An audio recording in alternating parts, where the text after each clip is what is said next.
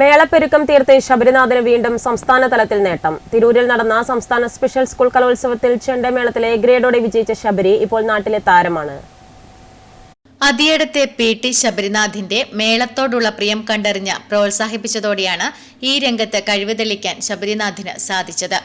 മാടായി BRCയിൽ ശബരി 6 വർഷം മുൻപ് പഠിക്കവേ ഒരു പരിപാടിക്ക് കൊണ്ടുവന്ന ചെണ്ട കണ്ട് ഇഷ്ടം തോന്നി ചെണ്ടമേൽ കൈവച്ച് താളം പിടിച്ചു. കൊട്ടുന്ന ശബ്ദം കേട്ട് പോയി നോക്കിയപ്പോൾ നല്ല രീതിയിൽ താളം പിടിക്കുന്നത് കണ്ട അന്നത്തെ BPC രാജേഷ് കടന്നപ്പള്ളി ആ രംഗം വീഡിയോയിൽ പകർത്തി MLA ആയിരുന്ന TV രാജേഷിന്റെ ശ്രദ്ധയിൽപ്പെടുത്തി.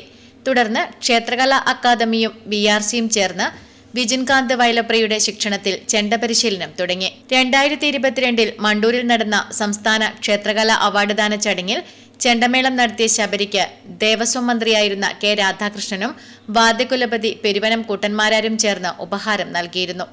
നാടോടി നൃത്തത്തിലും പഞ്ചായത്ത് ബ്ലോക്ക് തലങ്ങളിൽ ശബരിനാഥ് ഒന്നാമനായി. കൊച്ചിയിൽ നടന്ന ഡൗൺ സിൻഡ്രോം നാഷണൽ ഗെയിംസിൽ ഷോട്ട്പുട്ടിൽ സ്വർണ്ണ മെഡലും 50 മീറ്റർ ഓട്ടമത്സരത്തിൽ വെള്ളി മെഡലും നേടി.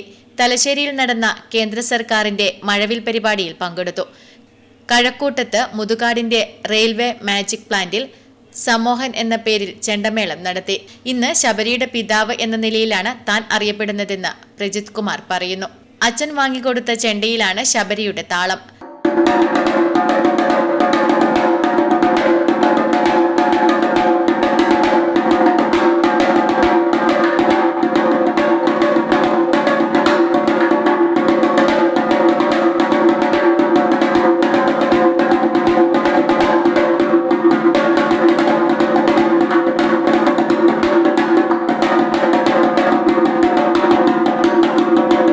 ഇലക്ട്രീഷ്യനായ അച്ഛൻ പ്രജിത് കുമാറും അമ്മ VK വിനീതയും സഹോദരി നമിതയും ശബരിനാഥിന് എപ്പോഴും പ്രോത്സാഹനവുമായുണ്ട്.